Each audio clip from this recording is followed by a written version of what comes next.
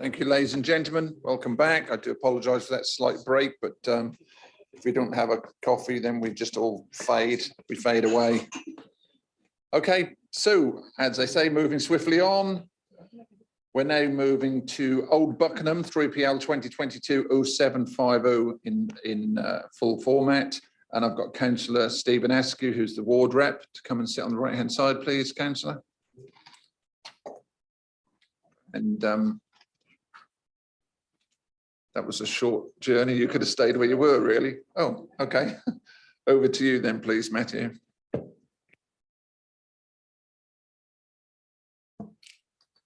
Okay, so we've got an application for full planning permission, and it's for a self-build 3-bedroom dwelling, detached timber garage and ground-mounted solar panels, and it's in Old Buckingham.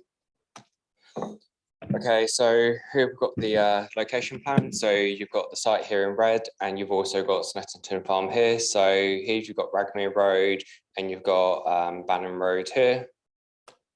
So just to give some wider context, so as you can see, you've got parts of Old Buckingham around here.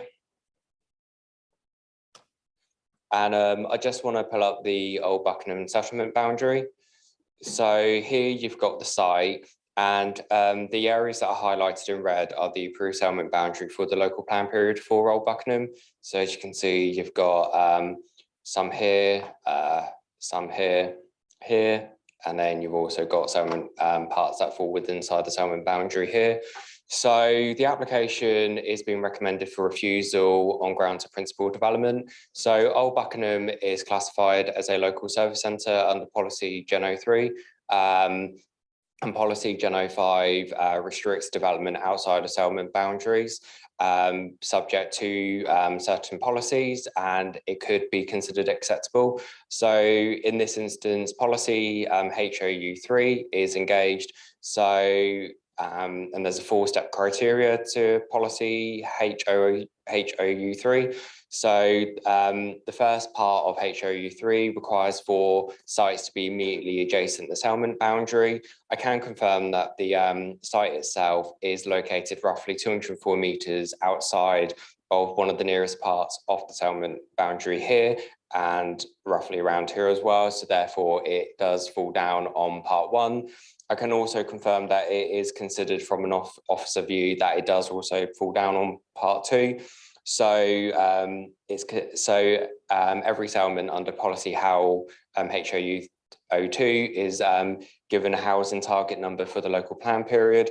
I can confirm for the local plan period, Old Buckingham was given a allocation for 73 new dwellings, and under the housing land supply monitoring figures, the latest figures for Old Buckingham do confirm that completed, under construction or permitted, the number is 87 dwellings, and that's a surplus of 14. So it's therefore considered that it will exceed the housing target for Old Buckingham. So here is the proposed site plan. So just to confirm that they are going to be utilising an existing access off Bannon Road itself. So here is the access, and then you've got the detached garage, the dwelling, you'll have a pond here, and then you've got the mounted solar panels. Here is the proposed elevations for the dwelling. So it will be a timber dwelling, and then here are the proposed elevations for the garage, so a timber garage as well. And then here is the proposed floor and roof plan elevations. So it will be a 3-bedroom single-storey detached bungalow. And here are just a couple of site photos. So this is Ragmere Road as you look onto Bannon Road, looking down Ragmere Road. Here is the site itself. So as you can see, it is a spacious plot, and from a design and appearance standpoint, we've got no objection. And I can also confirm, due to it being single-storey in nature, which can be restricted if the application were to be recommended for approval, it would be recommended to restrict this in order to protect the amenity for the residential dwellings here. Just looking down the site, and then this is off the existing access. So I can confirm that the application is being recommended for refusal on grounds of principal development, as the site is not immediately adjacent the settlement boundary for Old Buckingham, and it's also considered to exceed the housing numbers for the local plan period. I'd also like to just address two matters before I confirm the matters with nutrient neutrality and GI RAMs. So the application was actually refused last year on the same grounds as the reasons being put forward as set out in the officer report. I'd also like to address some matters in the planning statement. So in the planning statement, there was a submission of an OS map from 1883, and there was comments regarding 2 dwellings being previously on the site and the last dwelling being demolished in 1960. I can confirm that from our planning history records, which go from 1974, there were no planning applications on the site until the one last year that was recommended for refusal for the erection of a dwelling. I'd also just like to confirm that there is no substantial evidence to confirm that there was a dwelling on the site. And so therefore, given that we're not able to substantiate this statement, it therefore is considered that this is agricultural land and is considered greenfield. And just to confirm, if the application were to be recommended for approval, I can confirm from a nutrient neutrality standpoint, Anglian Water has confirmed that foul water will drain to a water recycling centre outside of the defined catchment area. And from an GI RAMs perspective, I can confirm that a suitable unilateral undertaking and the £75 administration fee has been received as well. And just on a final point, an ecology survey was submitted in support of the application. However, we are yet to receive comments from our ecological consultant. So if you were to recommend approval, we would seek for these matters to be delegated on comments once received from our ecological consultant. And if the application is to be recommended for refusal, it is also sought for the matters to be delegated to officers as well, as we'll need to await the outcome of their comments to understand whether there's no objection from an ecological standpoint or if there is reasons for an additional reason for refusal. Thank you. Thank you very much. Councillor Askew, please. 3 minutes, sir.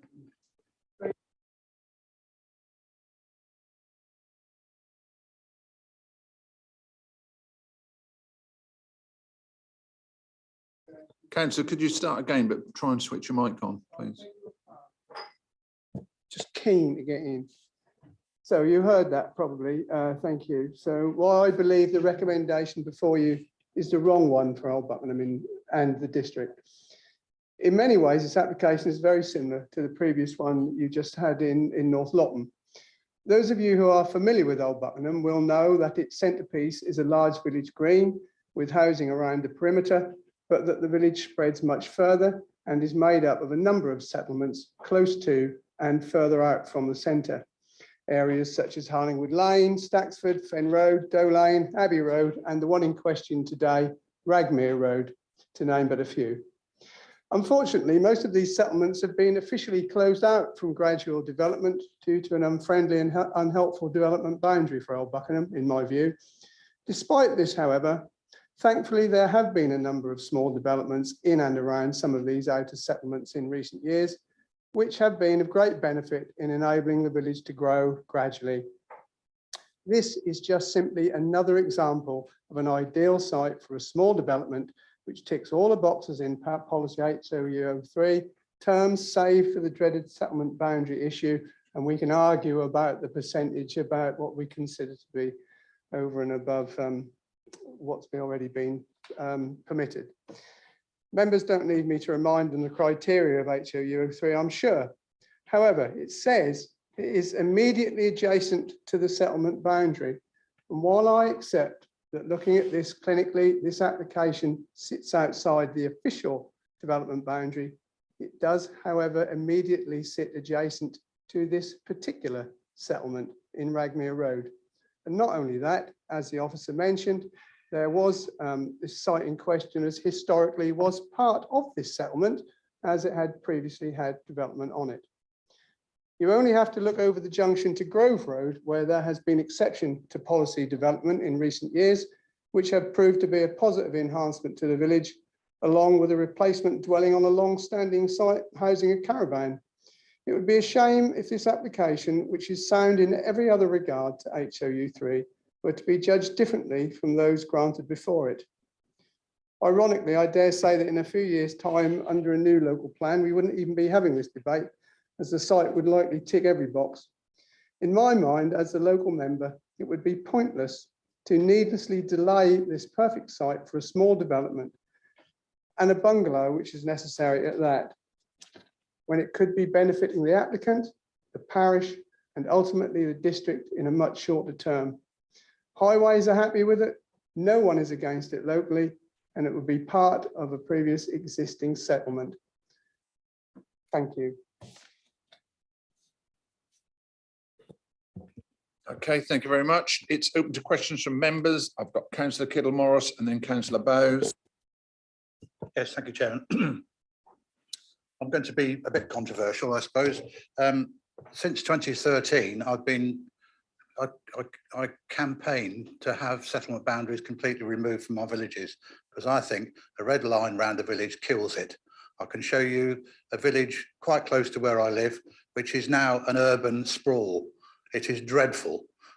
I think our villages should be allowed to grow organically, and I would like to support this application, because I agree with the ward member that there is a settlement outside the settlement boundary. It is a defined settlement. There are a clump of 3 or 4 houses there, and I think that should this recommendation for refusal should be overturned. Thank you. Councillor Bowes, please. Thank you. Could we just look at the design again, please?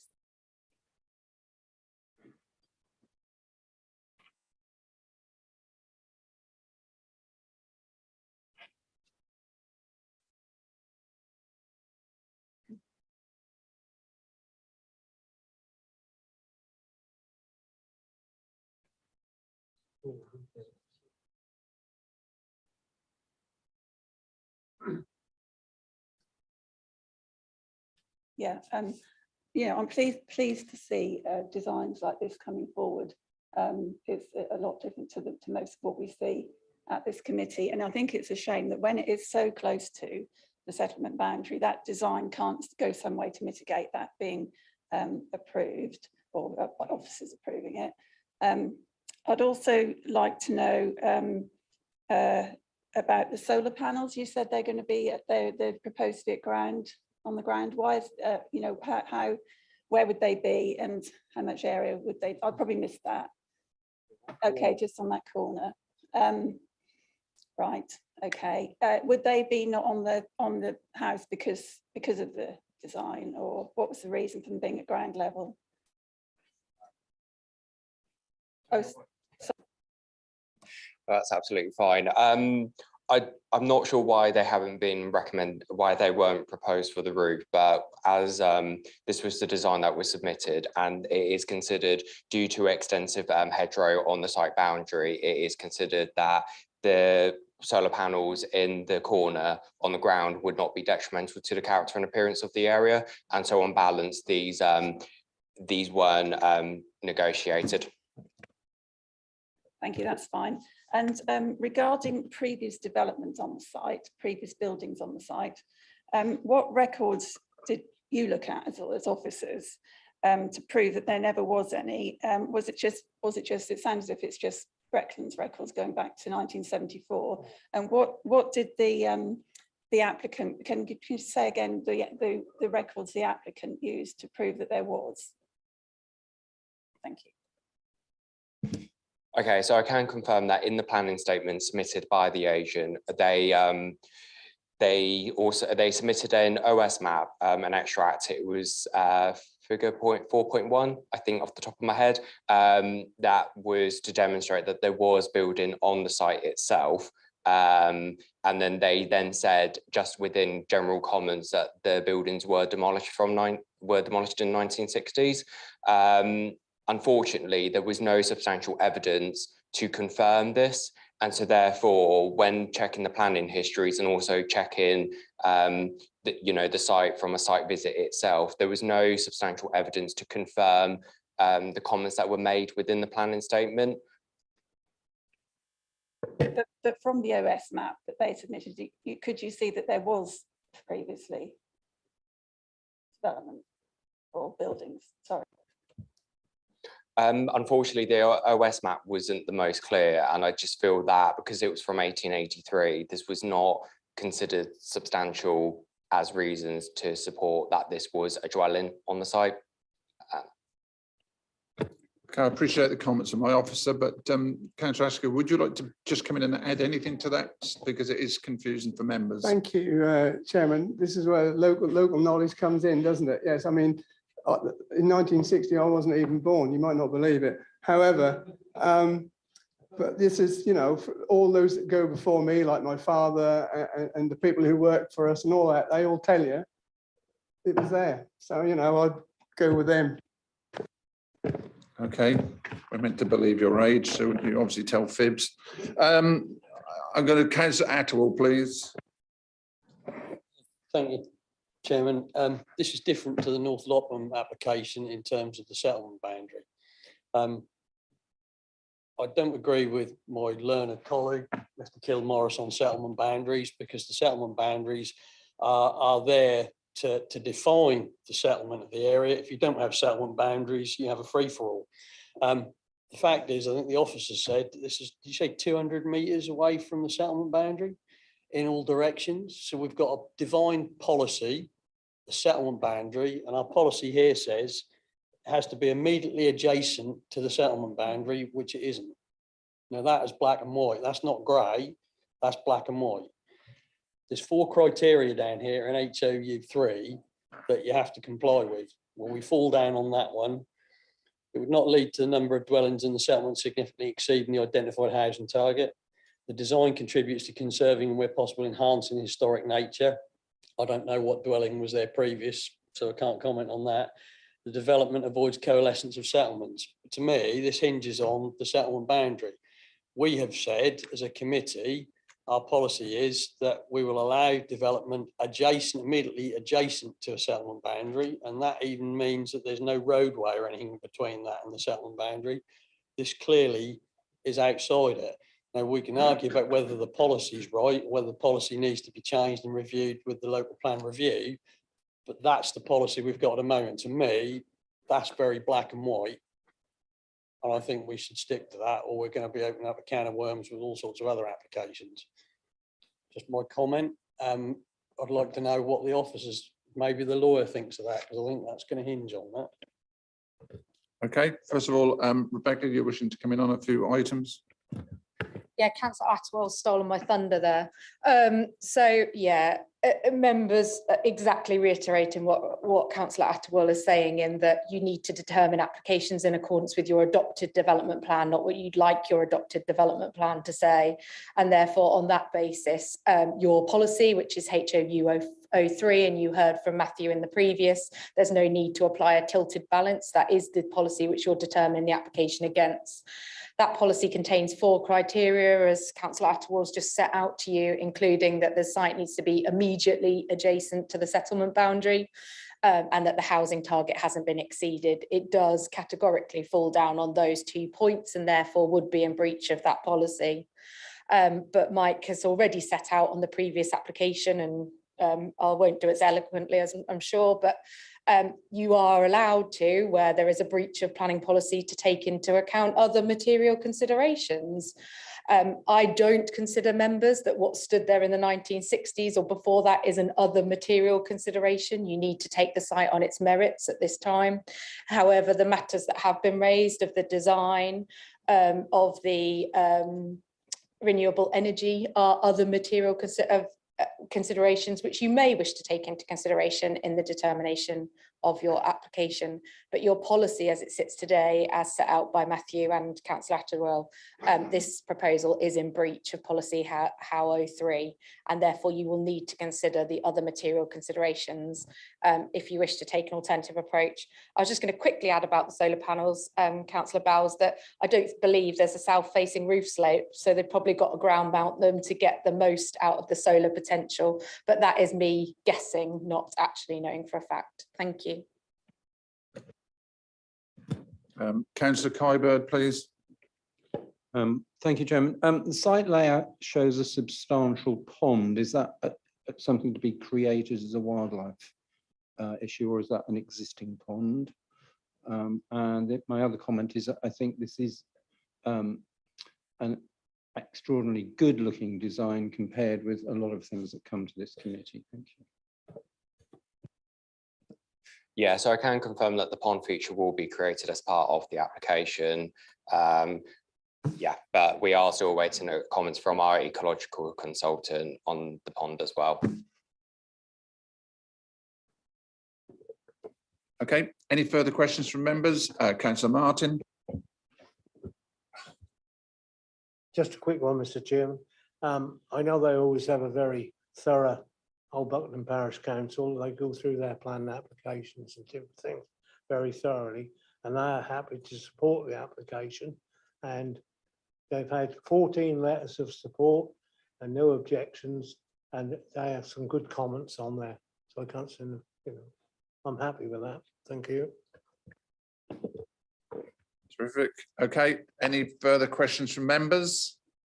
Okay, thank you very much. I'm going to take the vote on this item then. So for Old Buckingham 3PL 2022-0750 in full format for Old Buckingham, your officer's recommendation is one of refusal. Could I have show of hands for refusal, please? 5, and those against? 4. Oh, 1, 2, 3, 4, 5. Thank you very much for that. You've been waiting for this. I hate it when you lot arrive and that's balanced. I should actually throw someone out when we do this in future. Okay, well, I think we've trod some very dangerous ground this morning because setting precedences. And to me, the viewpoint on this is I see it's fairly balanced on respect of sitting on one side of the fence with policy and sitting on the other side of the fence where I'm in agreement with the fact that you have sporadic developments around a settlement boundary. But in all fairness, I'm afraid I have to come down with the viewpoint that I don't feel that the policy is in a position at this one to stretch. And so I have to stay with HOU 3. And with that, I'm afraid I have to put my vote with refusal for this item. Okay, thank you, members. This item's refused. Thank you for your time. We're now going to move to Attleborough, 3PL 2022-0721A, and within that presentation, 3PL 2022-0723F. These are, well, I'll leave Rebecca to clarify this, but this will be a case of a presentation that will then roll through the others in respect of the fact that it'll be the same item through different marketplaces, but will then come down to location rather than anything else. So when you're ready, Rebecca, it's up to you. Thank you, Chairman.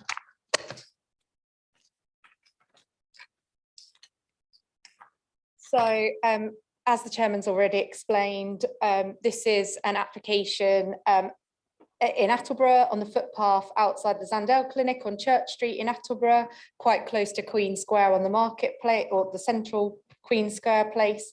And the application is for one single street tub unit, but we have a full application and an advertisement consent.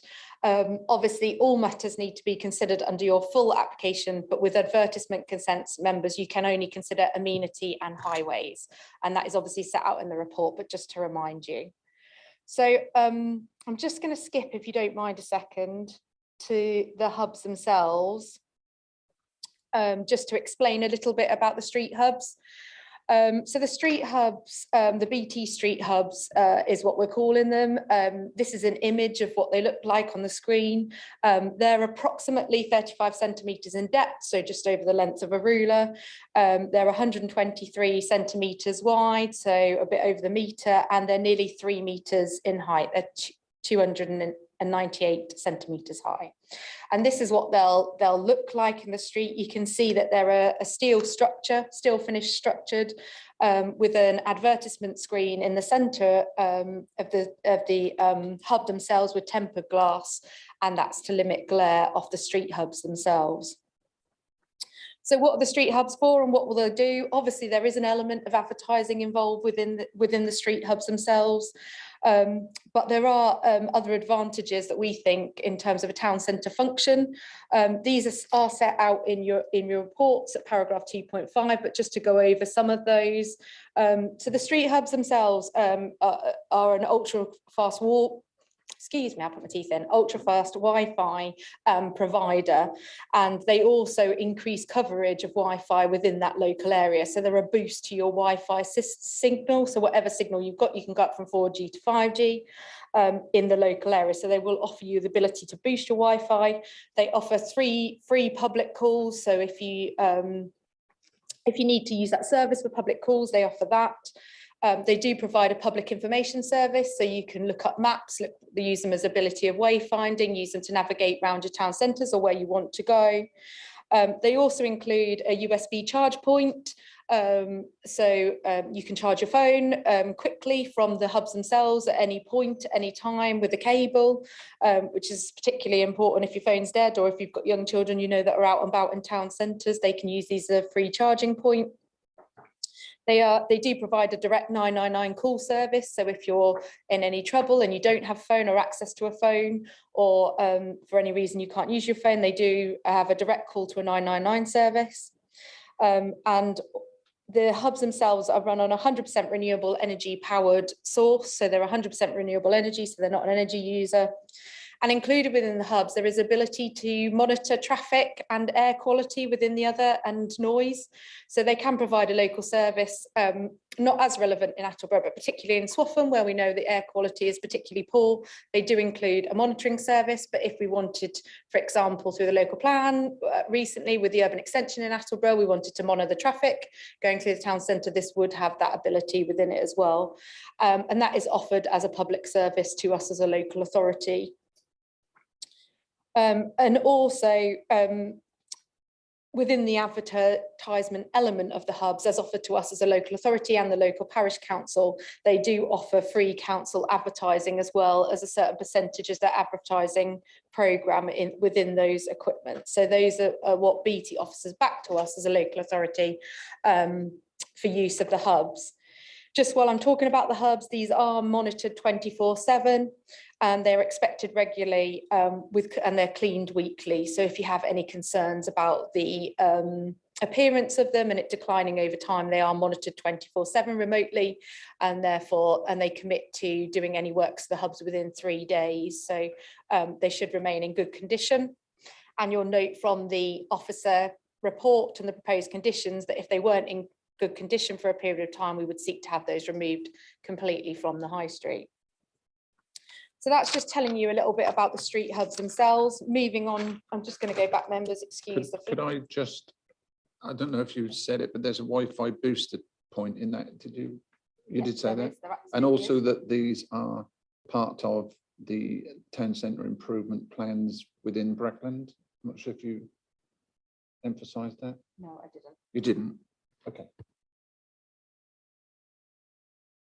Thank you, Chairman. So moving on to this specific site in Attleborough. So we're going to hear a few of these today. So this is the specific site in Attleborough. So you can just see to the left of your screen there, that's Queen Square in the centre of Attleborough. So we are in fairly close proximity to Queen Square, it's not going well. And you can see the location here is on the footpath. And then when we look at some of the photos, you'll see that there's a bus. So it's right out very close to the bus shelter, right next to the bus stop in Attleborough, for those who don't know it so well. And here's the exact location within the red line boundary. So you can see on this plan quite clearly that where the bus pull in, it's not, it looks like it's overhanging the bus pull in, but when you see the photos, it is completely on the footway of Church Street. I've put these plans into all of the presentations. So you'll see from the officer report that this area of darker pink or reddy colour, that's the conservation area. So it is located within the conservation area of Attleborough, and obviously that is a material consideration. And you'll see the darker red buildings, those are the proximity to the locally listed buildings. So it is in close proximity to locally listed buildings, but also there are a number of non-designated heritage assets in close proximity to this site as well. So heritage is a significant material consideration in the determination of this application. And this plan is very helpful. So this shows you the existing street furniture in this location. So there is some street furniture. There's a bin, there's a bus shelter, there's an existing cabinet, electrical works cabinet in quite close proximity to the site. And when you see the photos, you'll see some of these, but there's not a significant amount of street clutter in officer's opinion in this location. And here you can see that it is well on the footpath away from the bus stop, and it's 1.4 meters away from the edge of the footway. So you can queue for the bus is what we were looking for. You've seen the cabinets themselves. So these are images that have been provided by the applicant. So this shows the current street furniture, the 2 lampposts, the post box, the electricity box that I mentioned in the street scene at the minute, and the bus quite handily in the bus stop. And then here's the street hub. So you can see it at 3 meters, they're running sort of parallel to the eaves height of the local single-storey buildings. In the distance there, you can see Nationwide, which is not a listed building, it's a non-designated heritage asset, and then opposite the Griffin, which is a listed building. So you can see from this direction some of the proximity to some of those heritage assets that we're talking about in the report. And there are others in Attleborough Town Centre, obviously. And then I'm just going to pan round for you. So that's the bus stop. So it would just, if you use the sort of post box, red box as a marker, you can see panning round where the hub would sit. And then we're just panning in the other direction, looking from the bus stop back to Queen Square. And obviously there are a number of non-designated heritage assets in this direction. I'll come on to the cumulative in a minute. So just to let members know about the application. So Attleborough Town Council have obviously been consulted and they have no objections to this proposal. The Highways Authority have obviously also been consulted, particularly relevant to both applications, and they have no objections subject to conditions which have been proposed and are within the report already. The council's historic building officer has, however, raised concerns about the location of the BT hub in this location.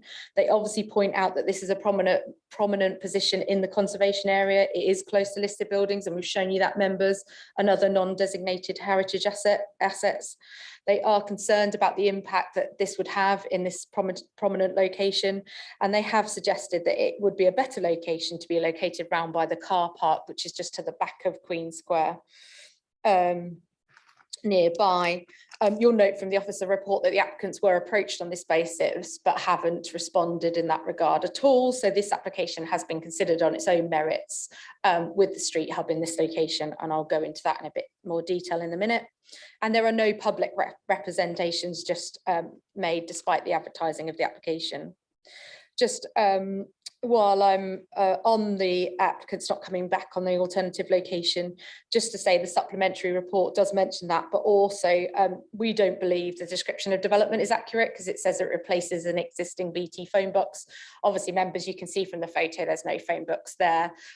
So if you were to approve planning permission or even overturn planning permission, we would seek to get the description amended to accurately reflect what is being proposed, but we need the applicant's agreement to that first, which we'll obviously continue to pursue. So in terms of the principle of development, we do consider the principle of these BT hubs to be acceptable in our town centre locations. As Nigel has already pointed out, we do consider that they support the overall function of a town centre, and being a community provision facility, we do believe that the town centres are the most appropriate locations for these boxes.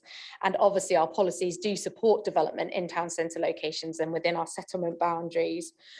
But obviously, members, we do have to weigh up the principal support for these with regards to the character of the area, public amenity, heritage, and the advertisement policies, which are outlined in your report. So I've set out quite considerably how important it is in terms of heritage terms to consider the impact of these BT hubs. And you note from the report that there is concerns raised by the Historic Buildings Officer. As I've already mentioned, it is in the conservation area and it is in close proximity to listed buildings and non-designated heritage assets.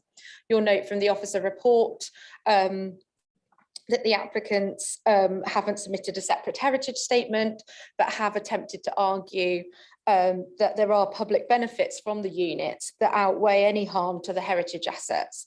And you'll note from the officer report that I've looked at that in a bit more detail. So just to remind members for consistency that the MPPF tells us quite strongly that we need to first consider whether there's any harm to the significance of any heritage assets. That would be the conservation area, listed buildings and non-designated heritage assets. We have to first decide whether that harm is substantial or less than substantial harm. Substantial harm is largely retained for that of demolition works. And therefore, given that the Historic Building Officer has raised concerns, we are concluding that there would be less than substantial harm to the significance of the conservation area and the setting of nearby listed buildings. However, the MPPF and the applicants have stated does go on to say that where there is identified harm, it can still be acceptable where it's outweighed by public benefit. And this is the test we've applied in the report for members. And as I've already set out, we believe that those public benefits of boosting Wi-Fi, of providing public service, the calls, the 999, the wayfinding, the maps, the monitoring, and the provision of advertisements for local people, amongst others, all outlined in paragraph 2.5 of your full application report, and again in your advert consent report. We do think these are public benefits within a town centre and that they would provide a town centre facility. And therefore, we believe that the harm identified, that less than substantial harm identified, can be outweighed by public benefit. There is another test within the MPPF about cumulative, easy for me to say, impact. So you have to consider the cumulative impact of advertisement consents on a heritage asset. This application isn't for consideration for you here today, members, but there is another second application proposed within Attleborough Town Centre. It is right at the other end of Attleborough Town Centre, for those who know it, near to Sainsbury's, outside the Big C shop. I've put it up here just to let you know that there is another application, and the test is to consider the cumulative development. This isn't here for approval today. That's because we're negotiating an slightly alternative location for that within the same area, but slightly alternative location based on a highways comment. But members, just considering the cumulative impact, if we were to approve both, then as officers, we think the significant distance, i.e. either end of the town centre, is acceptable in terms of cumulative impact and would allow us to approve both applications in the event the other application were to be considered acceptable. So just moving on, members, obviously we have considered the amenity impacts for the purposes of the full application. That's the impact on local residents. This is separated from the majority of residential properties in this area by commercial development, especially at ground floor level. And given that the cabinets themselves only stand at 3 meters high and that they have tempered glass and that they fade at night, we don't consider there to be impact on residential amenity from these dwellings. Obviously, in terms of the advertisement consent application, you have to consider amenity as a general, including the character of the area. And you'll note from my officer report, we've wrapped that up in terms of the street furniture, which I've already discussed, which we don't believe to be excessive in this location, and the heritage impacts, which we're saying less than substantial harm, outweighed by public benefit. As I outlined at the start, highways have no objection subject to conditions. Just for your information, members, they are 100% carbon free run units. I'll get there in the end. So members, with regards to these two applications, so the full application considering all matters and the advertisement consent only considering amenity and highways, we consider that the hubs themselves would generate less than substantial harm to local heritage assets, but this harm is outweighed by public benefit. And given that they are acceptable for all other reasons, we have recommended the advert and the full application for approval in Attleborough. Thank you. It's open to questions from members. Councillor Clark, I think you were first. Thank you. Thank you, Chairman. Question for Rebecca's information. It's applies to all the hubs where they're given permission, regardless of the location. I was interested in the report which mentions opportunity for council and community content. And I think you made a reference to a proportion of advertising. Where each application is approved, will that information be communicated by the applicant to the relevant council and community organisations so they can potentially feed into it? That does seem to be a welcome benefit. Thank you.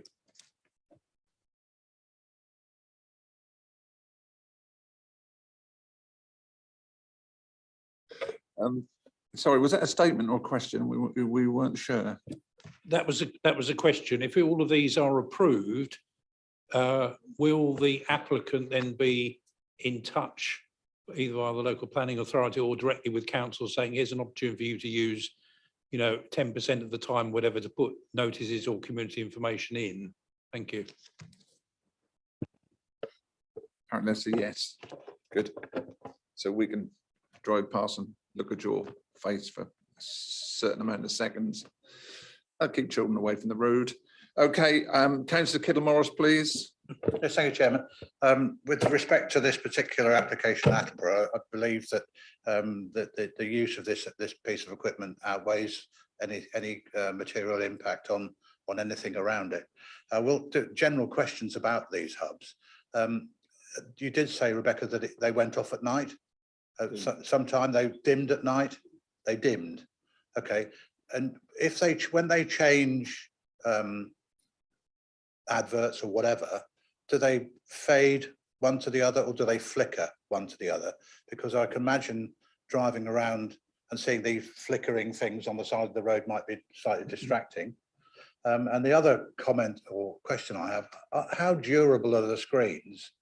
You know, will that, not being silly, but would they withstand the impact of a 4 beer can, you know, on a Friday night? I mean, is that sort of thing going to ruin it for everybody else? Yeah, so I'm going to work backwards. So they're tempered glass, so they are, you know, of a thickness, so they are durable, and they are, we won't be the first. They are located in town centres elsewhere, and like I say, they're 24/7 remotely monitored, and they have a commitment to repair them within 3 days if there was graffiti or any, you know, damage to them. Just with regards, so they fade at night, they don't go off at night, they fade at night, and you'll note from the conditions, I think it's condition 3, they have to fade to a certain level, so they will dim down, but they will continue to roll. And obviously important to continue in operation for things like your 999 calls and your phone charging. And also they fade in between adverts, so condition 5 requires them a 2-second fade in between adverts and then to come back up again. And that's required by the Highways Authority, so they're not distracting to vehicles. And then just quickly for your information, members, at condition 4, they are 10 seconds advertising, but the condition controls them displaying things like road signs, so they're not confusing to road traffic users. So those are the conditions of the Highways Authority to make it safe in terms of the highway. Thank you. Councillor Dale. As for it being really noticeable, the telephone box was there and it had been gone weeks before anybody noticed it had gone. So after a while, people won't even see it. And I think it's a real asset to the town. And where it's positioned is a wide pavement, very central, not round the corner near the car park, but it's where it can be seen, where it can be used, and where it's going to be really useful. And the town council have already asked how much percentage time we get on the screen. So we've already inquired about that. And it was discussed at a town council meeting, and members of the public have actually said, when's it going up? Where's it going to be? You know, it's really very acceptable. Thank you. Yes, please do. I think the members that raised it, though, it's a really good point, and thinking it through, just sat here, it would be valuable if we have a management plan condition to add to that. So that allows us to negotiate that time and ensure that it's in perpetuity, that we get that use. So with members' permission to all of the hubs, if they get approved today, I would like to add a management condition that I will write that allows us to agree that percentage time and ensure that's in perpetuity. Yes, we still have a phone box in my village, but it's now a library. Councillor Attwell, please. A couple of clarifications, please, Chairman. You said that these run from 100% renewable energy. They're not run by solar panels, are they? So are BT just spinning us in his yarn that whoever their tariff is for supply of electricity is allegedly 100% renewable? I mean, it makes no odds to the function of the machine. I just think we need to clarify. We're getting a bit of sales spin there, maybe. And also, you've mentioned earlier, Chairman, that this is part of our Market Towns initiative. So all these hubs being installed, is that at the behest of Breckland Council, or is it something we've asked for as district council, district-wide? Thank you. I'm not sure if we've requested it, but I think it's one of those things that came past and across the table, that this would be something that they were looking to bring forward, and it's something that that my hierarchy of council sort of in a way welcomed it. That was my belief, but that's just me. So you can take me out at the back and kick my head in. Yes. Rebecca, would you like to add anything to that or not? No, I was just looking up in the statement about Councillor Attwell's point about, so they say, admittedly, they say powered by 100% renewable carbon-free energy. They don't actually elaborate how that is done. Okay. Any further questions on this item 1 for Attleborough? No. Okay. Well, it's a bit of a funny thing, but we're going to have 2 votes on this. I'm sorry, but it's got to be covered off. So a part of the installation, the full application is 3PL 2022-0721A. Officer's recommendation of approval. Could I have a show of hands for this one in Attleborough? That's unanimous. Okay. And then 3PL 2022-0723F, which is part of the removal, which has already taken part, according to Councillor Dale. Show of hands, please, for approval.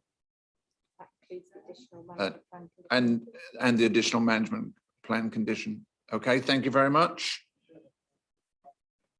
Oh, sorry, I thought you were voting. I voted. Chairman, is it possible to have a hub without the advertising? So what I'm saying, I think you'll find, you know what I'm saying? I think you'll find that the advertising funds the hub. Well, if you want one in your, it probably does. However, if we refuse, why we're having 2 votes, if we refuse or approve the hub and refuse the advertising, the other one fails anyway. Well, no, because they would have permission, but they probably won't put it up because it's not going to be funded, and they'll then come across to Litcham Parish Council and say you can have one, but you're going to have to pay for it. Which, no, outside my house, please. Thank you, you NIMBY. Okay, we're going to move, and this, of course, is a locational type application as against having to go through the whole thing about the hub. So, Rebecca, if we can move on to Dereham, which is 3PL 2022-0729A and 3PL 2022-0730F. Thank you. That's Dereham, Nelson Place. Okay, so I wasn't intending members to go over each of your considerations and your hubs each time. So switching to Dereham, I'm just going to switch the pad before I forget what I'm saying. So this is at the back of the car park here. This is Iceland. Sorry, I haven't got my report up. Hold on.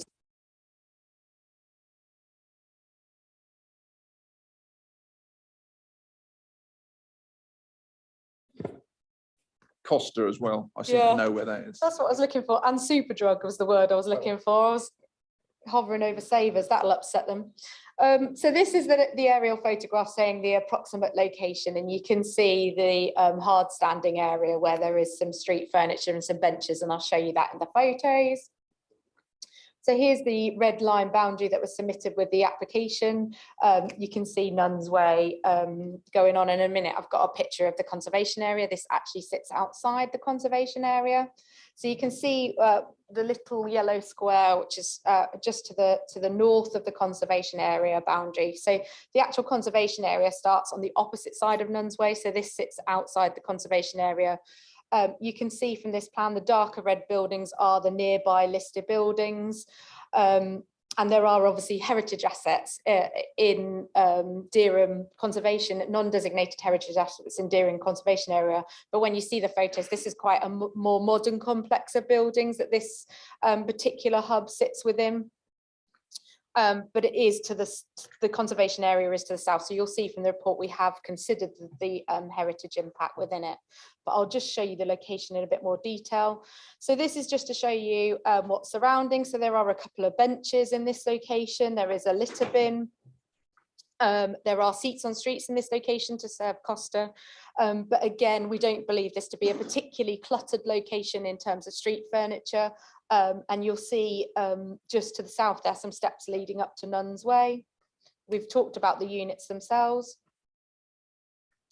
So here is the image provided by the applicant showing what it looks like in this location at the moment, and then putting into the hub. So this plan here just shows you a bit more about this specific context. As you can see, it's a bit more modern in context. There are render and newer bricked buildings. And also what's important about this image is you can see that it's flanked almost on 4 sides by these existing more modern buildings, which we consider as officers actually shields the hub majority from the majority of the conservation area, the nearby listed buildings and any non-designated heritage assets. And therefore, in this particular example, we haven't applied the test of less than substantial harm because we don't believe there is harm to either the conservation area or those heritage assets. And you'll note from the officer report that the historic building officer doesn't object to this application in any way. So just some images just to show you around the square. So the benches that are in the centre of it, the hub would just be to the left of that bin.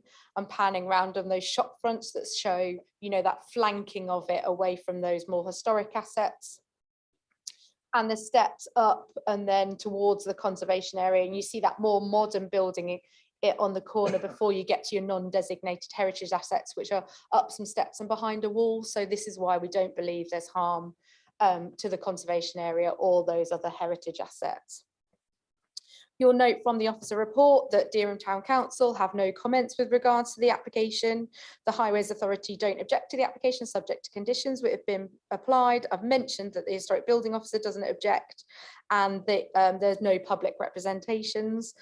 Councillor Clark may be able to say the same as Councillor Dale, but again, in your supplementary, we've mentioned that we believe the description of development is incorrect because there's no BT phone box here to be replaced, and we will pursue that with the applicants regardless of where we go with the recommendation.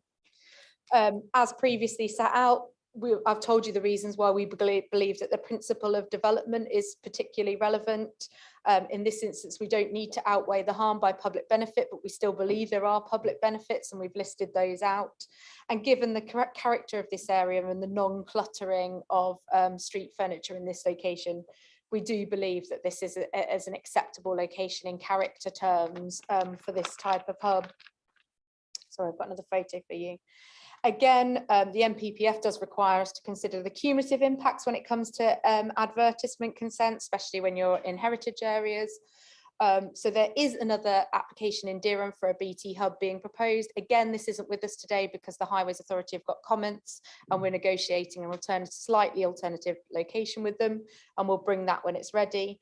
But this is outside Boots on Marketplace, so you would come out the square and then turn right and go down.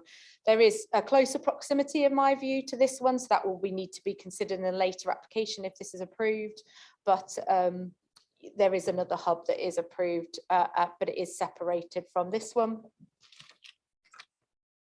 As I've said previously, this is largely a commercial area, so there's very limited residential properties that would be impacted, but standing at less than 3 meters in height, we don't believe this would have an amenity impact. And like we've already set out, they dim at night.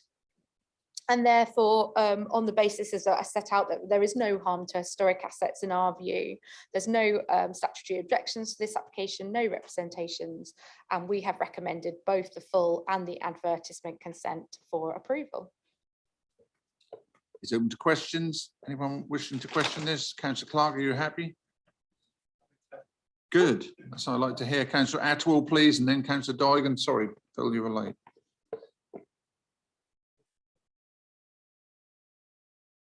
Oh, it's me.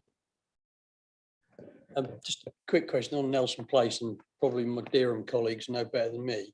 Is that privately owned? Is all the pedestrian area there? I thought all the precinct was privately owned rather than publicly owned footpath. Has that been established?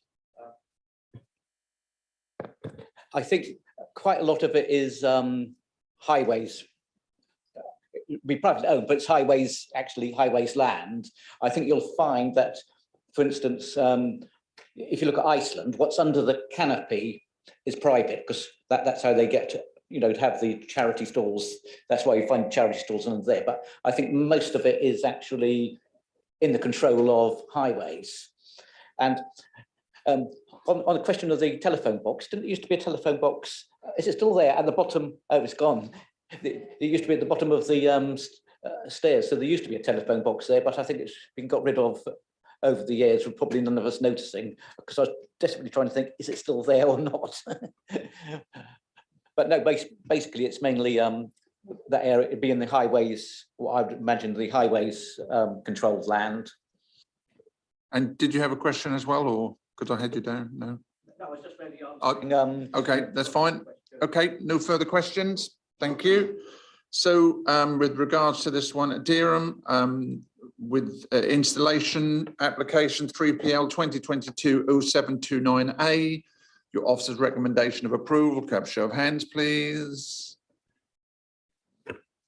Thank you. And with regards to the removal or advertising issue 3PL 2022-0730F, your officer's recommendation is one of approval. Show of hands, please. Thank you very much. Thank you. Moving swiftly on to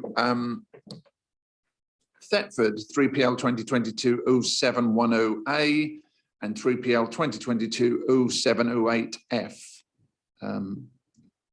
Once Rebecca's ready, she'll take you through that one. Thank you. Yeah, so we're moving on to outside Thetford. Let me get there.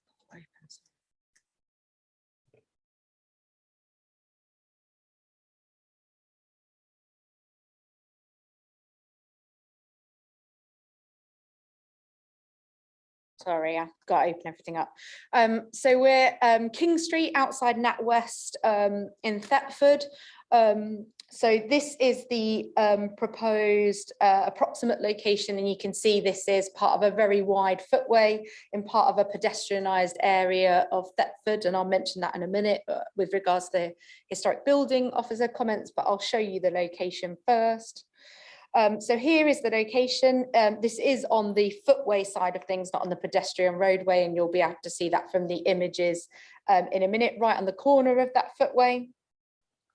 So just to show you, this is this one is within the Thetford Conservation Area, and that's by the lighter pink.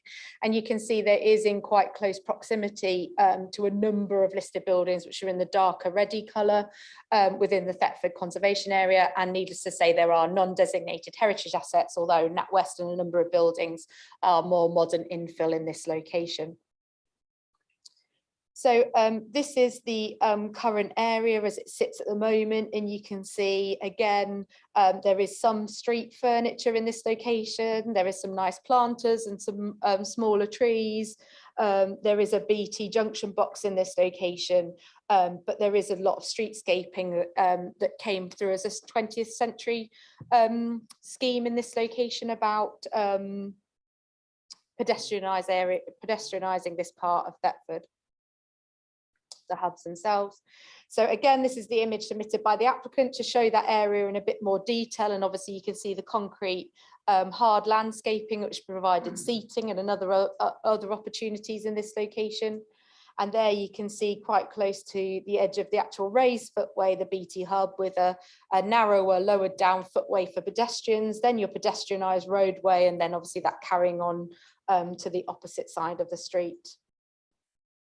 I've just got some wider images. In the top right hand corner, you can see a more setback version with the planter just in front of that being approximate location for the hubs, and then the other images just showing you some of the surrounding development that's immediately adjacent. So there is some infill, some more modern infill, and obviously those non-designated heritage assets filling them in between.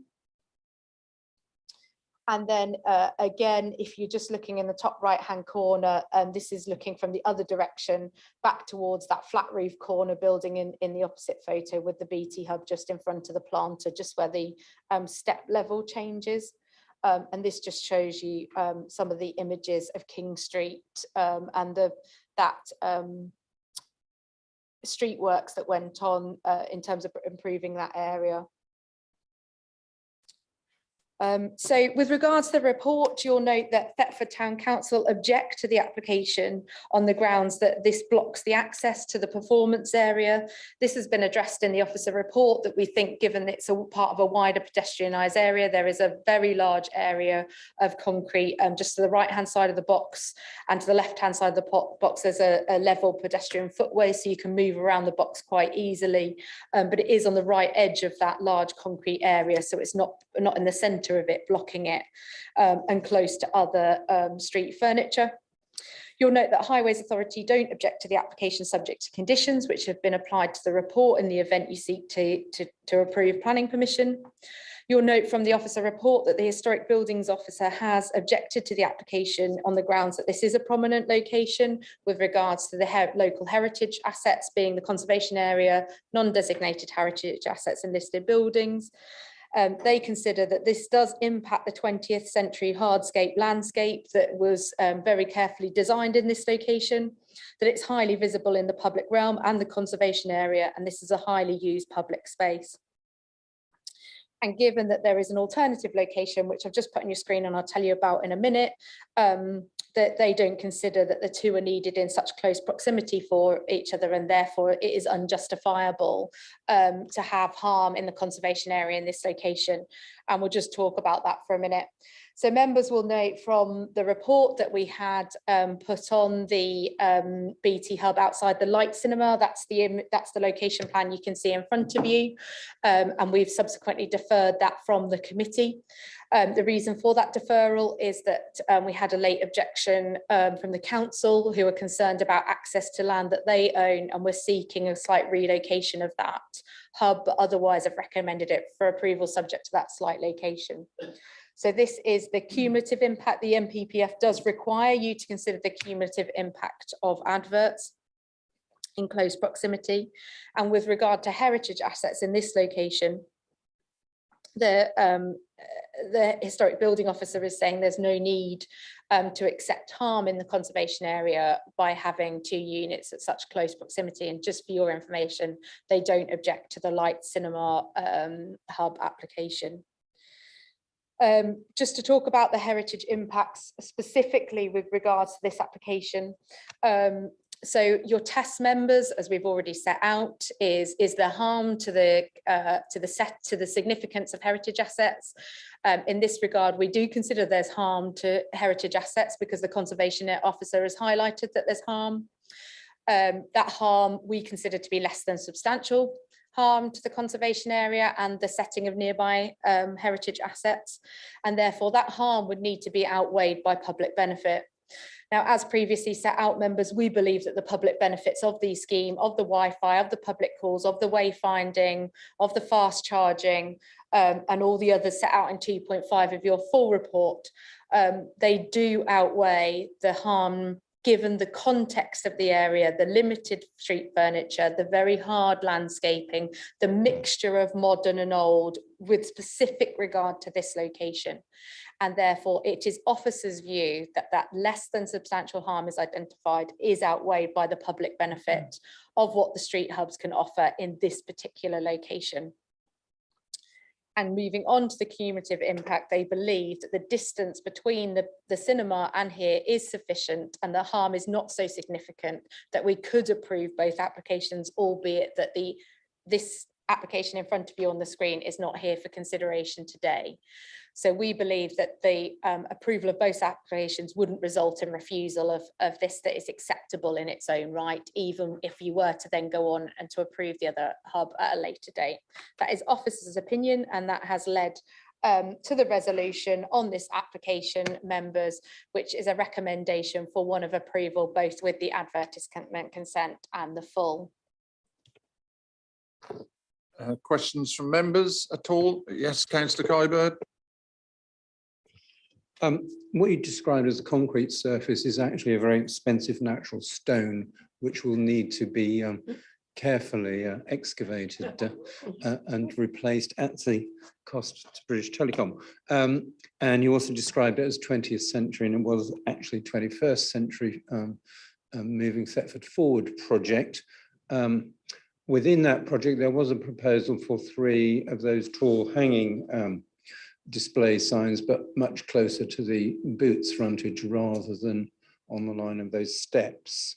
And those steps have been considered a trip hazard in the past, and the visual distraction of the display may, I think there needs to be a risk analysis. Is that the best place to put it? Thank you.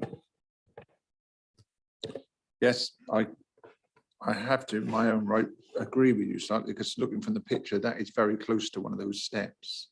So I think, yeah, it is a tapered step, and I think if you were looking at it and then you turn around, you may just forget where you are. So I think you've got a point there, but that's something that they will have to take into consideration in their installation. Okay, thank you. So any more questions on that? No, on this one. So with regards to this then, taking in account your comments, Councillor Kybird, with the installation 3PL 2022-0710A, your officer's recommendation is approval. Could I have a show of hands, please? Okay, and those against? 2. And with regards to the advertising removal, etc., whatever it is, 3PL 2022-0708, officer's recommendation again is one of approval. Could I have a show of hands? And those against? Thank you. Okay. Right.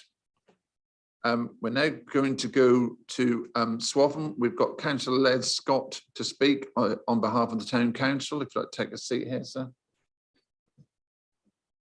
And that's 3PL 2022-0725A. And 3PL 2022-0726F. To you, please, Rebecca.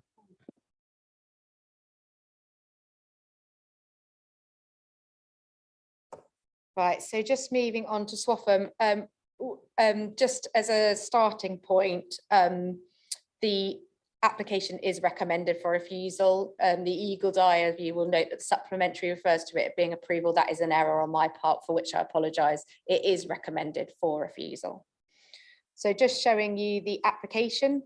So this is obviously in Swaffham. This is the footpath outside 48 Marketplace, which is just to the south of the Buttercross, which is just the centre of Swaffham. And you can see the roundabout that forks off either side of that on your screen in a moment. I'll obviously show you some images of that. So here is the red line boundary that's submitted with the application, showing the approximate location fairly close to the highway in this location. And I'll talk about the highways comments in that regard. Just on the edge of the public right of way, public footpath, sorry, which is quite wide in this location. We've got some photos of that. As with all the other, not as with all the other applications, but this image is as per the other applications. This is located within the Swaffham Conservation Area. Members will obviously know that we've had a recent adopted conservation area appraisal for Swaffham, which we've had due regard to in the consideration of this application, and the appropriate parts are outlined in your officer report. You'll also note the listed buildings, of which there are several in very close proximity. So the buildings to the east and west, and then the listed central structure there for you as well. So there are a number of listed buildings and heritage assets in very close proximity, and it does lie within the conservation area. Here is the image just showing you what other street furniture there is in this location, of which there is some street furniture in this location. And you'll note from the officer report that one of the initiatives of the conservation area appraisal is to cut down on the amount of street furniture and clutter within key locations within the conservation area, because the conservation area appraisal explains that numerous cluttering of the street is detracting from local heritage assets, and in particular the character and appearance of the conservation area. So this shows you some of those street furnitures, and obviously we've got some images of that to show you as well. We talked about the street hubs themselves, so I don't intend to repeat myself there. So this is the image of Mr. Chips, which will sit outside. That's the shop front, and this has been provided by the applicant. In the distance, you can see some of the street furniture, so the bins, the lamp posts, etc. And this is the applicant's image that has been submitted with the application, showing the proximity of the hub to the edge of the curb line, and it demonstrates that view that could be impacted, that central view in the conservation area. I'll just show you the rest of the photo. So this is looking back in the opposite direction, just showing the approximate location, the width of the footway, some planters and other street furniture in that location. And you'll see in the distance the cycle racks, which are mentioned in some of the comments. And then some of the signage and street furniture that already exists in this location.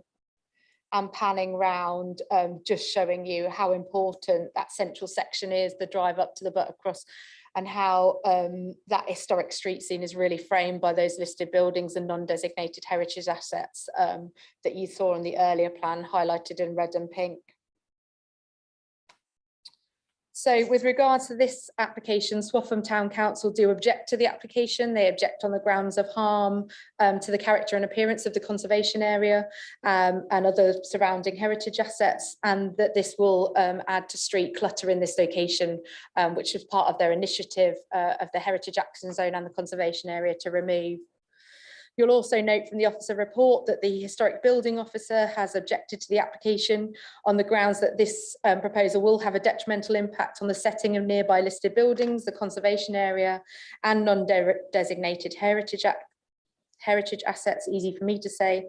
And also they are concerned that this isn't in line with the initiatives of the Heritage Action Zone, of which Swaffham was designated as such.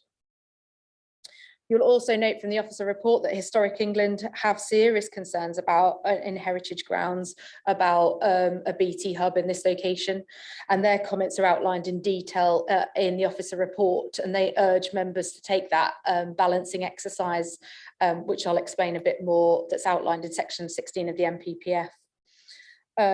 And also, members, you will note from the officer report that the highways have objected to this application with its specific proximity to that roundabout and junction and the edge of the footway, and the potential for it being a distraction to drivers, having an impact on highway safety. Just while I'm explaining the report, there are 31 reps of objection to the full application from local people, and there are 6 reps of objection to the advertisement consent application. And just while we're on matters of fact, again, the description of development as set out in the supplementary refers to removal of existing equipment, which, as you'll see, there isn't anything there to remove, so we would need to get that corrected before we issue any sort of decision on this application. So obviously, as with the other applications, we've looked at the heritage impact. We have looked at the test in terms of identifying harm. Obviously, Historic England and our historic building officer have identified harm. That remains, in our opinion, less than substantial harm, because as I previously explained, substantial harm is largely reserved for works of demolition. So we do believe there is less than substantial harm. Obviously, members, as per all the applications, we have identified that there is public benefit from having these BT hubs, but that needs to be weighed with the level of harm. And obviously, you have an additional policy document here, updated policy document in terms of your conservation area appraisal, which specifically gives us detailed information of how we should direct development. Also, there are a number of listed buildings in very close proximity to this. And we have the Highways Authority objection about the location and distraction to drivers, and therefore the public benefit is somewhat diminished by the location, the impact on highway safety, the number of representations, and the specific setting in this location in terms of their view specifically to the Buttercross, but the other listed buildings which are in nearby proximity to this. So in this instance, members, we don't believe that the public benefits that we've identified elsewhere do outweigh that specific heritage harm. This doesn't comply with the objectives of the conservation area appraisal, and therefore we don't believe this is an appropriate location in terms of character or heritage. And we have included a recommendation for refusal on those grounds, which is set out at the end of your officer report. We've also recommended this one for refusal on highway safety grounds based on the comments of the Highways Authority. And on that basis, albeit that the amenity, we don't believe that there will be amenity impact in terms of neighbouring amenity, given the height of the units, they dim at night, and the other matters we've considered. We've obviously taken into account those public benefits that I've listed and the environmental benefits of being 100% carbon free. But we don't believe that those benefits do outweigh the harm generated in this part of the conservation area and the impact to the setting and significance of heritage assets. And for those two reasons, we've recommended both the advertisement consent and the full application for refusal in this location. Sorry, I'm summing, and I should just mention, as per all the other applications, there is an alternative location proposed for a BT hub at 5A Marketplace outside the Nationwide. That isn't for consideration today or its acceptability, but there is an alternative location whereby the Highways Authority have made comments on that one, and we're reviewing it with the applicants. But in this particular application, we don't believe that an alternative location nearby can be found or within the red line will be acceptable either in heritage or highway safety terms, and therefore we've moved to recommend this one for refusal. Thank you very much. Thank you. Councillor Scott, please, who's Swaffham Town Council. Thank you. 3 minutes, sir. Thank you. Swaffham Town Council take the view that the technical benefits are desirable, but the part of this that forms the bulk of it is the advertising screen, and we do not see a benefit to the town from the advertising screens. And in short, we agree that the harm it will cause to our conservation area will not be outweighed by any benefits. I can confirm there's no red phone box there. And I think the scale, if you think that this at 10 feet high in old money is 12 inches higher than an old red phone box and about 8 inches wider, and it will dominate the space between the Buttercross and the other historic buildings in the marketplace. And I think it's important to point out that when we did our consultation for the neighbourhood plan, one of the biggest comments that came out of it from members of the public, residents, was the fact that it was a Georgian marketplace and how important it was to the character of the town. And as a result, we ended up with a policy, HBE3, especially to protect that Georgian marketplace.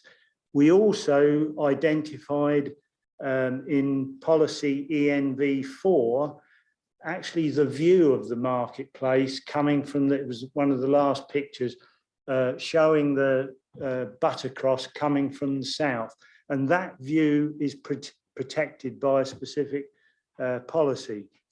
And I don't think this opinion in the town has changed if you look at the 37 total letters, they're all objecting to the scale, appearance, the need for it, and the siting of it, and that there are more appropriate sites. And you've been told that the Swaffham Town Council have worked hard in partnership with Historic England and our cultural consortium and Breckland Council officers to achieve this Heritage Action Zone project and the new conservation area appraisal, which highlights the need to enhance what we've got by removing clutter. It's a cornerstone of our project. Everybody thinks it's really important to the regeneration of our high street. And placing an advertising screen like this will be a backward step. Thank you. Thanks for that. Thank you very much. It's open to questions from members. No. Councillor Kyber, then Councillor Wilkinson.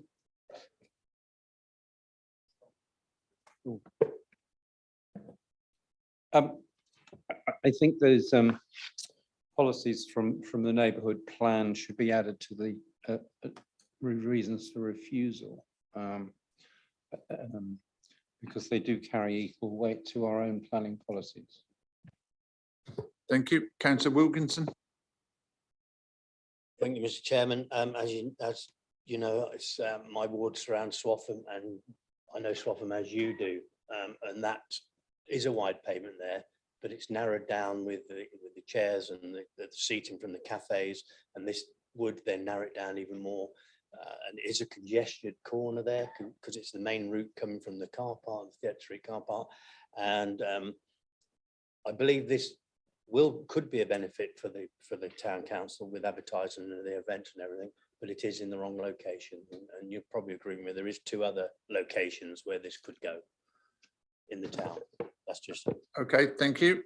Any further questions at all? No. Okay. Thank you. So with regards to this, then the installation on 3PL 2022-07258, your officer's recommendation is refusal. Could I have a show of hands, please?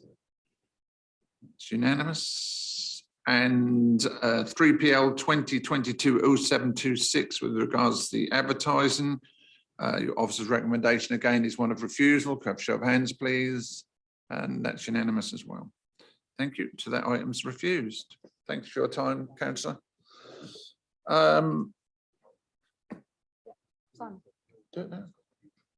Yes. Do we have Suzanne Asker? Oh, you are here, done. Thank you. I know we want to put this as late as we can. Well, this is our last one, and so if you'd like to come and sit on the right-hand side. Also, Howard Cardus. I know Howard's here because I saw him, and Councillor Paul Plummer.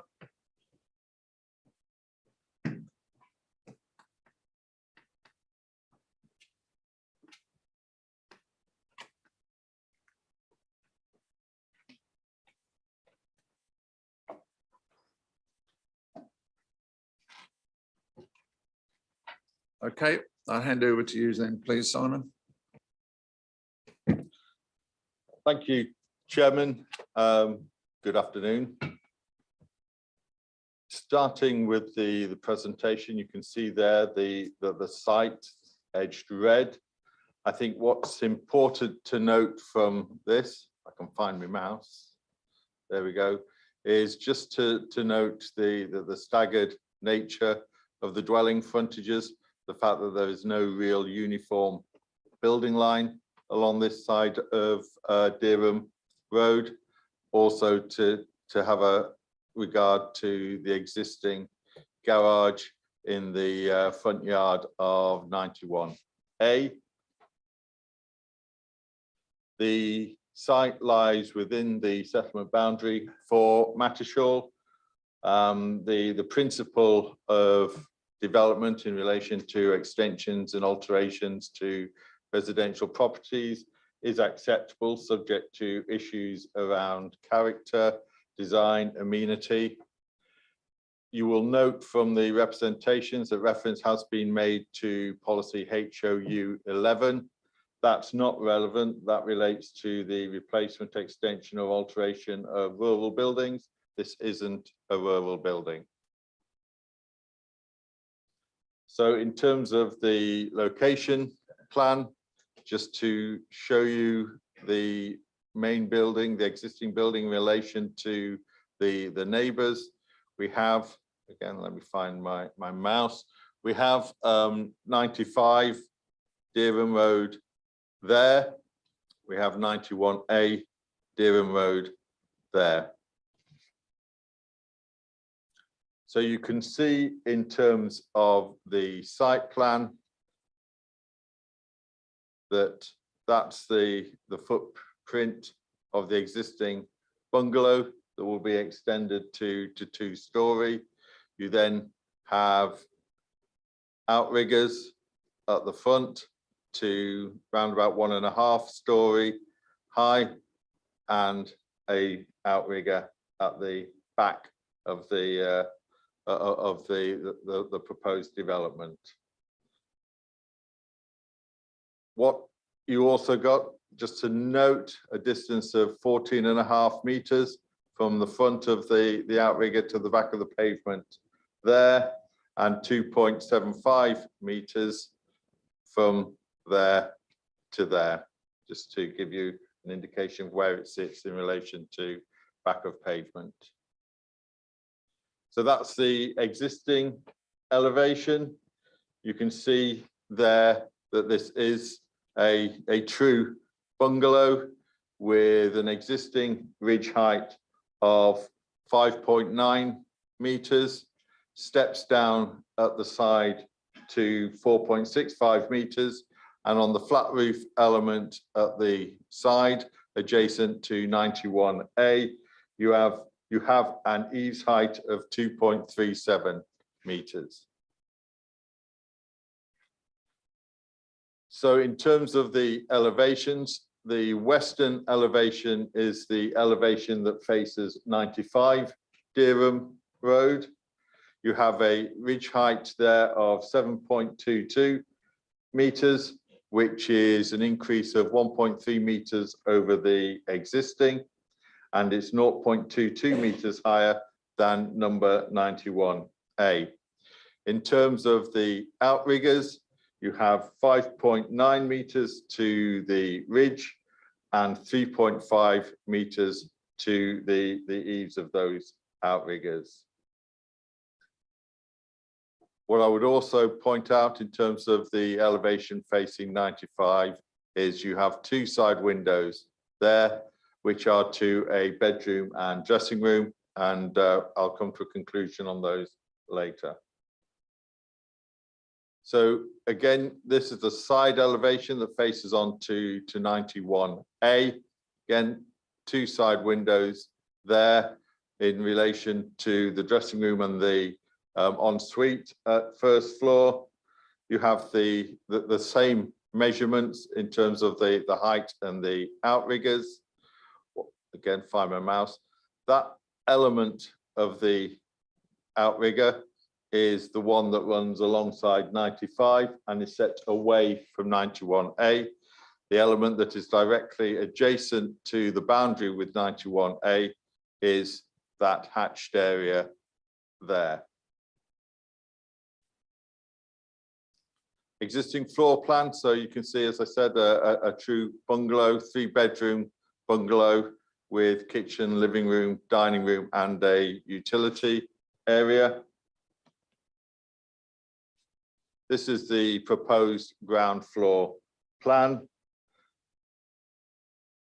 This is the front extension that runs alongside 95 Dereham Road, which is 9.5 meters. This is the front extension that runs alongside 91A. That's 3 meters. This element here, projecting out the back, is 3.4 meters. You can see there that there's accommodation set within the roof space, with roof lights providing additional light to those rooms. Again, just pointing out the side windows, ensuite there, and a larger ensuite there, and an ensuite and dressing room on the side facing 91A. So this is the proposed garage. The base dimensions are 6 meters by 10 meters, and it is 5.7 meters to the ridge line, located in the front of the garden as shown previously. You'll see that there is living accommodation above the garage. We're proposing, if members are minded, to approve a condition restricting this to ancillary accommodation and not to be leased, let or sold separately from the main property. This is a plan of 91A Dereham Road, which was part of a planning approval that is detailed in the planning report, and therefore it is in the public domain. What it shows you is the existing side window there to 91A, the front window, and you'll recall that the garage building is in that sort of location. And you have there the double French doors providing access to the rear garden area. You can also see the consent that was granted for a rear extension with a roof lantern, doors, and also windows facing into the garden. What I would stress is that it's important to note that the rear extension is not built, though the permission is still extant, but the application has been assessed on the basis of the property as it exists at present, and it's important to do that. This is the existing and proposed elevations of 91A Dereham Road in terms of that application. Again, you can see the window being shown in the side elevation there. It actually appears to be smaller in the proposed side elevation. I don't know whether that's intentional or whether that's just a drafting error in terms of the plan. So some photos from the immediate locality. This garage is on the opposite side of Dereham Road, but it's about 100 meters away. And you can see again, garage in the front elevation, and the sort of irregular line of building along Dereham Road. Here you can see quite clearly the existing garage with the solar panels in front of 91A Dereham Road, the kitchen window, and there's the side window there, and the flat roof element to the existing property. A clearer picture there. This picture again shows the irregular pattern of development. So you have properties that are almost on the street frontage, some that are more set back from that, and then others such as the application site in 91A, which is set further back into the site. I think what's also interesting from this direction is the amount of screening that there is, though this photograph was taken in summer. And that contrasts with this photograph where there is no screening. You can see there the relationship of the three buildings. There will be a significant increase in the scale and massing of the existing property, but it will be partially masked by that and will be seen in the context of the existing properties around it. So just to conclude, as mentioned, the proposal will significantly increase the height, scale and mass of the existing property. It'll bring it closer to both neighbouring properties. The issues are around loss of light to 91A, particularly through that side window. There are also concerns from number 95 around the increase in height of the existing bungalow adjacent to the side garden. The front garage will be located in the front of the property, close to the back of pavement, and it will be higher than the existing one at 91A. Having regard to those issues, given the position of the proposed dwelling, that it's set back significantly from the back of pavement and behind existing properties on Dereham Road, that it won't be significantly intrusive. It's therefore recommended that the application be approved. The impact on neighbours is not considered to be significant enough to justify an objection. We are proposing, if members are minded, to accept the officer recommendation, conditions relating to materials. I would propose a change from the material condition shown on the report to one that is from the approval of the materials proposed to one that requires approval of materials prior to any development above slab level. We would also recommend that there be obscure glazing condition in relation to the first floor windows on both sides of the property. Those would be obscure glazing and non-opening. Also, the use of garage as ancillary accommodation only. Approval of slab and ground levels, that's existing and proposed, given the changes in height to the existing property. And also the removal of permitted development rights relating to any further extensions or alterations, in particular roof extensions. So the application, Chairman, is recommended for approval. Thank you. Councillor Plummer, would you like to go first or last, sir? Okay, that's fine. So I've got Suzanne Asker, who's the objector, and you have 3 minutes. Could you make sure your microphone's on? Thank you. Mr. Chairman, members of the committee, this is the 4th iteration of this planning application, but one thing has remained the same, and that's the failure to address our main concerns, namely loss of sunlight, loss of privacy, overbearing and overshadowing. The case officer states that precedents had been set by 91A for the garage to be erected in the front garden. 91A has a single-storey wooden cart lodge that is obscured from the road by a 40-year-old walnut tree. The garage proposed is a 2-storey self-contained brick building that will have visual dominance both from the street and for both our neighbouring properties. There isn't a comparison here, and so no precedent should be set. Precedents had, however, been set, albeit the case officer neglected to mention that when the LPA approved the plans for 91A, it was stated that no window or other opening can be added at first floor level on the western side. And the reason for this was to safeguard the privacy and amenities of the adjacent properties. The height, which is 1.5 storey, and the alignment with 93 was also called out as a consideration to respect the existing residential amenities, including overlooking, overshadowing, loss of privacy and loss of sunlight and daylight. We don't seem to be afforded the same considerations here. Ladies and gentlemen, the case officer disregards policy How 11, stating that it's not a rural building.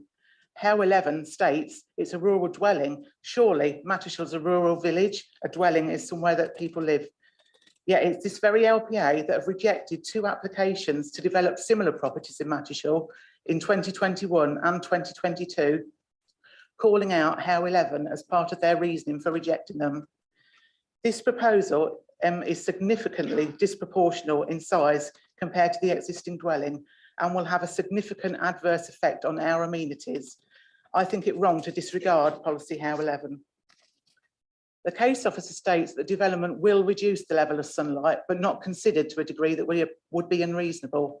Sunlight to our south-facing window is limited, and this will be limited still by the proposed forward projection of this development.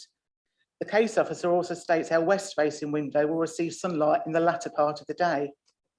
The west-facing window is our main source of sunlight into our living accommodation, and this window already ceases to receive sunlight when the sun is in line with 93's current ridge, which is lower and 3.5 metres further away than proposed. This window will receive no light, especially considering the proposed 7-metre forward projection and the 6.5 metres rear projection from this window. Ladies and gentlemen, the adverse impact on our access to sunlight is unquestionable. The impact on our privacy and that of Mr and Mrs Tuck should not be dismissed, and we should be afforded the same considerations that 93 received when 91A was developed. Furthermore, the case officer fails to trivialise the impact on the energy received from our solar panels at a time of energy crisis. This is at odds with local and national efforts seeking to conserve energy and ask us all to be more reliant on greener sources of energy. Finally, he also trivialises our mobile signal impact. We already have a poor signal and it's only available in the southeast corner. It's therefore logical to assume that the height and forward projection of 93 will adversely impact our mobile signal, thus making it impossible to work. To conclude, Mr Chairman, members of the committee, the impact that this development will have on our ability to go about our daily lives and business will be significant. All I seek is that we are afforded the same level of consideration that was clearly afforded to others before us, and therefore I hope that you will reject this application. Thank you. Thank you very much. I've got Howard Cardus, please, who's the agent. 3 minutes, sir. Good afternoon, members. This householder application is proposing the conversion of a bungalow into a 2-storey house with front and rear extensions and a detached garage incorporating annex accommodation, which would be ancillary to the main dwelling. The first key consideration we wish to highlight is that the property is set back some 14.5 metres from the public highway, so it is not prominent in the street scene. The property has an abundance of underutilised land in its frontage with a relatively small rear garden in comparison. The property is very dated and needs bringing into the 21st century, so it is a realistic proposition for refurbishment and enhancement, particularly in the front curtilage. The applicants have instructed an architect and have overseen a number of designs before arriving at the proposals you see today. Numerous revisions have been made in consultation with the planning department, and the applicants have strived to produce an acceptable scheme, especially when noting the sensitivities associated with an enhancement project of this scale. Both neighbouring properties have buildings in front of this site's existing building line, which prompted the applicants to look mostly into extending and building at the front, whilst fitting in sympathetically with surrounding development. Next, it is important to consider that the ridge height of the existing building would only rise by 1.3 metres to 7.2 metres, which is in keeping with the surrounding properties, and is a point which has been covered further in the case officer's notes. In terms of the garage proposed, whilst it would be relatively prominent, other front garden areas within this part of Manchester will have similar garage building installations as has been shown today, including 91A Dearham Road. What is proposed would therefore not be out of character within the surroundings, and this is why the application has been recommended for approval. Regarding an amenity, it has been considered that the loss of sunlight into the house and garden at number 91A will be minimal, and the case officer agrees that these impacts would not be significant to justify a refusal recommendation. This is further based on the case officer's site visit conducted at number 91A. With regards to number 95 on the other side, it is not considered that the increased mass of the proposed conversion would adversely impact this property, with the inclusion of a hipped roof helping to minimise any impact. In terms of overlooking side windows, obscure glass has been included in all instances. We respectfully note that the Council's Director of Planning has conducted a review of this application as the assigned case officer. Professional planning judgment has been applied in respect of all relevant material planning considerations, and as a result, a recommendation of approval is before you today. We hope the committee will be minded to approve this application subject to the appropriate planning conditions which have been included to enable planning control over this property in the future. Thank you. Thank you very much. Councillor Plummer, please, 3 minutes, sir.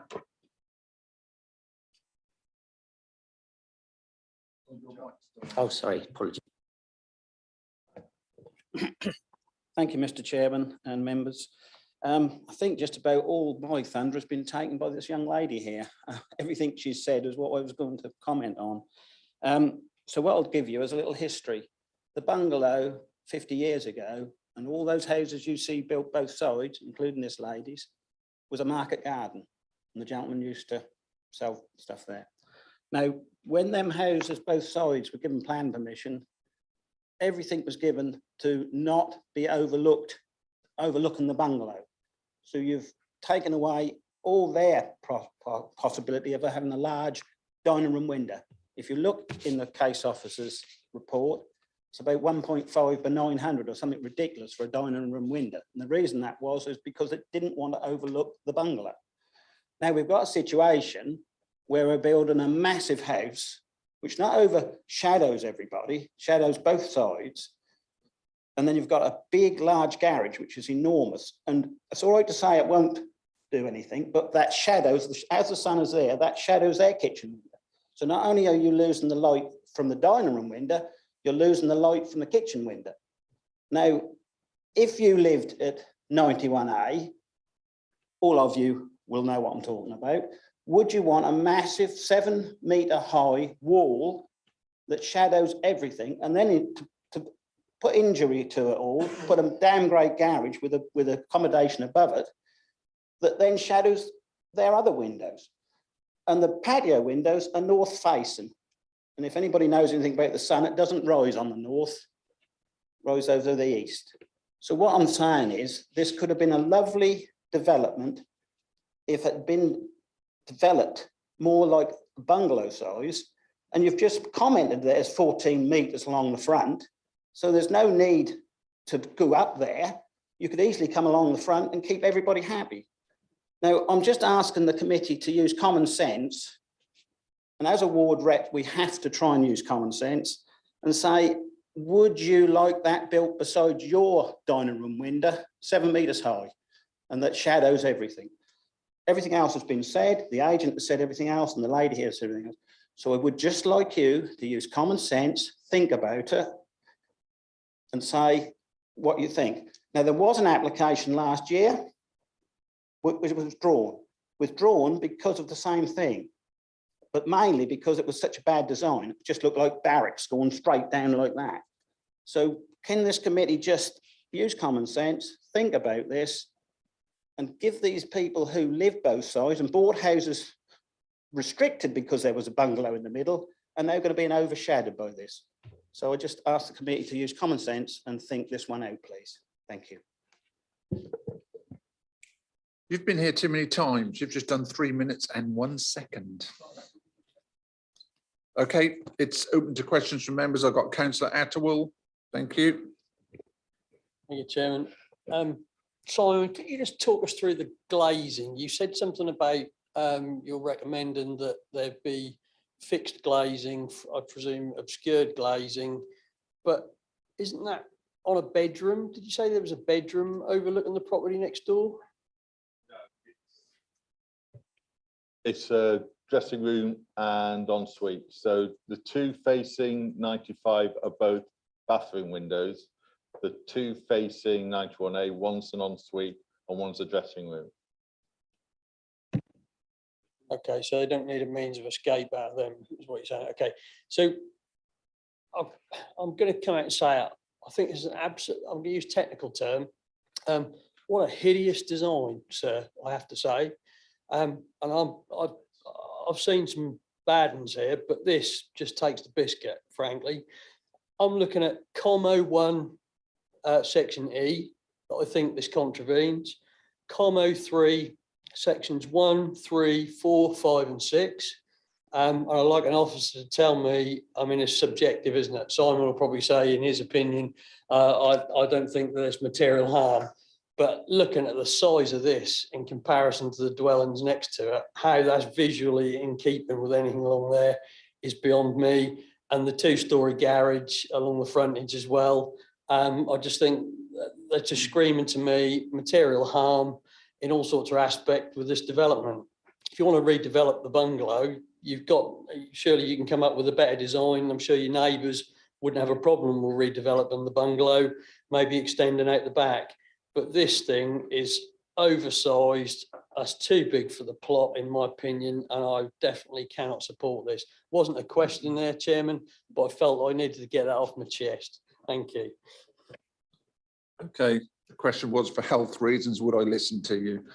Councillor Clark, please. Thank you. It's a pleasure to follow councillor Common Sense. Am I right here? Sometimes he's common sense. I mean, ask question for an officer. Has a shadow projection bit was submitted? The application in respect of the house or the garage that's proposed. Thank you. No, but there's no requirement for them to do one. We've assessed it as planning officers. And also, I would say that I have been inside both properties as well. Okay, thank you. Any further questions at all from members? Okay, thank you. So on this item, at Mattershall 3PL 2022-0220 HOU, your officer's recommendation is one of approval. Can I show of hands, please? Oops, a golly. And those against the recommendation of approval? That's unanimous. Could I have your reasons, please? Councillor Attwell. Chairman, I have reasons that I've previously listed on policy grounds, but I probably would like a steer from our solicitor as to the appropriateness of those policies. If you'd like me to read out each of those policy grounds, because I know previously when we've gone against an officer recommendation, he shot me down when I tried to include too much stuff. So would you like me to read out those policy considerations? Can I suggest that you don't need to be so specific as to read out policies? It's sufficient for you to say that, in your opinion, the amenity of the neighbouring properties is adversely and unsatisfactorily affected, and the design is unacceptable, and your officers will include the relevant policies. Sorry, Simon. Yes, it's just to be clear in terms of the issues that you're raising.